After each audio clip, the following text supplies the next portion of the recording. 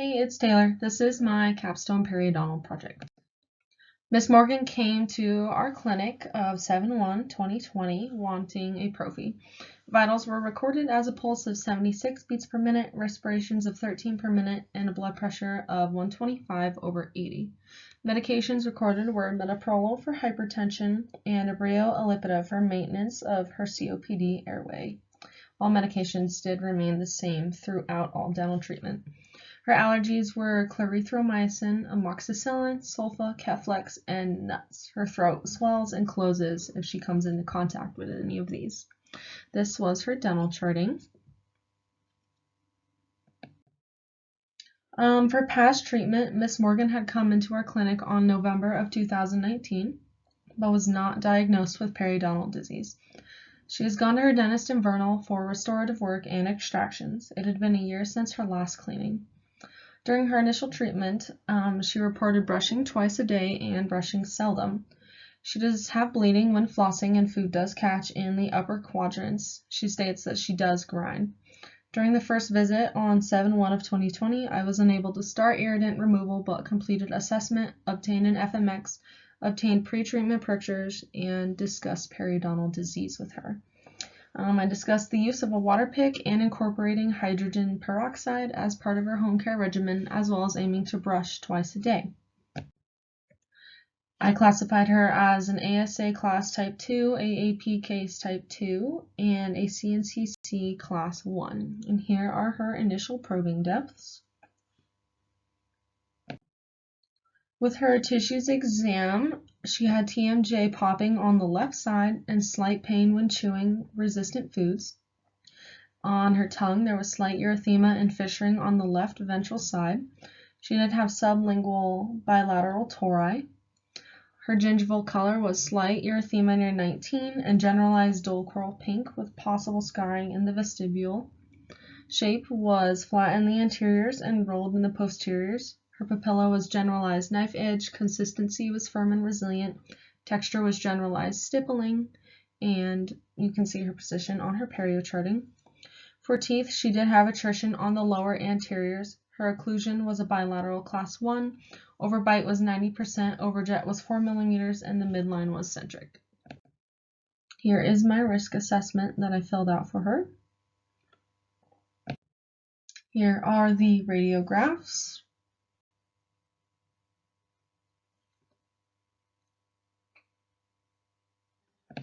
Ms. Morgan returned for her second appointment on 7/7/2020 for her first periodontal therapy debridement of quadrant 3 due to pain on the distal of 22 as well as number 18.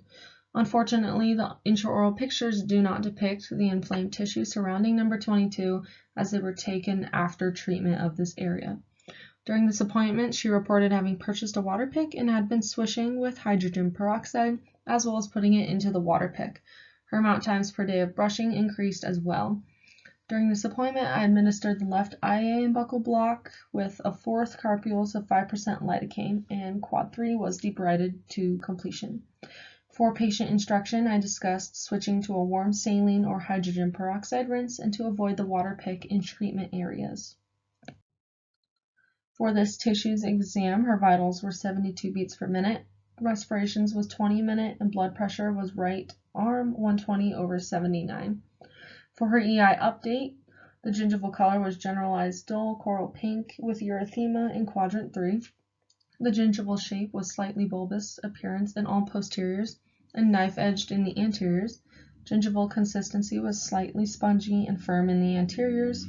Gingival position is on the perio chart, and tissue response is not needed to be recorded yet. Ms. Morgan's third appointment was on 8/27/2020 for her second treatment. During this visit, intraoral pictures were taken due to running out of time and not having taken them pre-treatment. Ms. Morgan reported to having continued using hydrogen peroxide and had noticed that the pain in quadrant 3 had subsided. She was also still brushing twice a day. During this appointment, I administered the left PSA and IL with 1.5 carpules of 3% polocaine and debrided to completion quadrant 2. Afterwards, I placed Arrestin in the mesiolingual pocket of number 15. We discussed post-op instructions to avoid eating hard, crunchy foods, for 12 hours, as well as to avoid use of the water pick and the interproximal cleaning in this area for 10 days. For this tissue exam, her pulse was 82 beats per minute, respirations was 10 a minute, and blood pressure was right 121/79.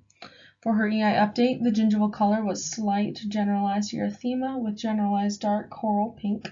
The gingival shape was bulbous papilla at number 20, 19, and 18 with localized knife-edged in the anterior. Gingival consistency was generalized soft and localized spongy at number 20. Gingival texture was stippling in both arches. Gingival position is on the perio chart, and a tissue response was not recorded yet. Here are the pre-therapy intraoral pictures taken. On her fourth appointment of 9/30/2020, during this appointment there was little to no biofilm present, suggesting that the difference in brushing more often was presenting a positive outcome. Ms. Morgan did have her bridge moved and an implant placed as number 19. During her final appointment, I administered the right IO, PSA, IA, and buccal block with 2 carpules of 5% lidocaine and debrided to completion quadrants 1 and 4. I placed Arrestin on the distal of number 3 and gave post-op instructions to not eat hard or crunchy food for 12 hours and to keep from using the water pick or interproximal cleaning in the area for 10 days. I also suggested to take ibuprofen to mediate pain if needed. Her tissue exam for this appointment was pulse of 79 beats per minute, respirations of 14, and a blood pressure on the left arm of 119/81. Her EI update was a gingival color of generalized coral pink and slight erythema around 28. The gingival shape was generalized knife-edged. Gingival consistency was generalized firm and resilient. There was stippling present, and a tissue response was not recorded or needed yet. Her 6-week reeval was on 11/5/2020. Ms. Morgan reported seeing an improvement in the appearance of her gingiva. During this appointment, I reprobed and performed laser bacterial reduction.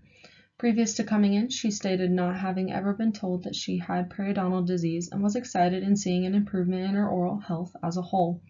Ms. Morgan said she will continue her use of the water pick and continue to brush twice a day to keep biofilm down.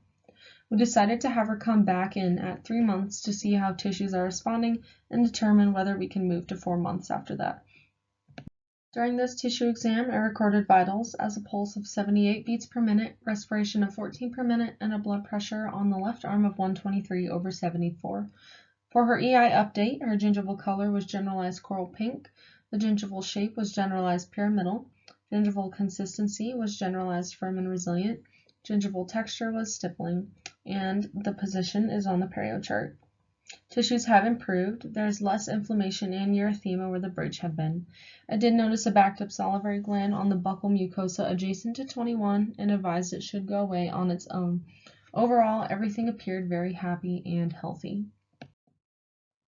This is our updated dental charting with the implant in number 19. And here is the 6-week reeval perio chart. And here's the perio comparison chart from the first appointment to the reeval. Here are the 6-week reeval pictures.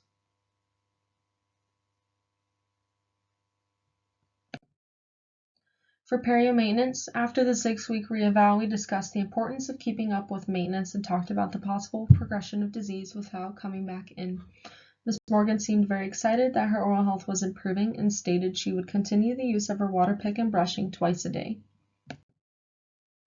For what I could have done differently, I would have chosen to utilize an index at the beginning of the first appointment and then repeat it at the end just to see if there were any major changes using a different index.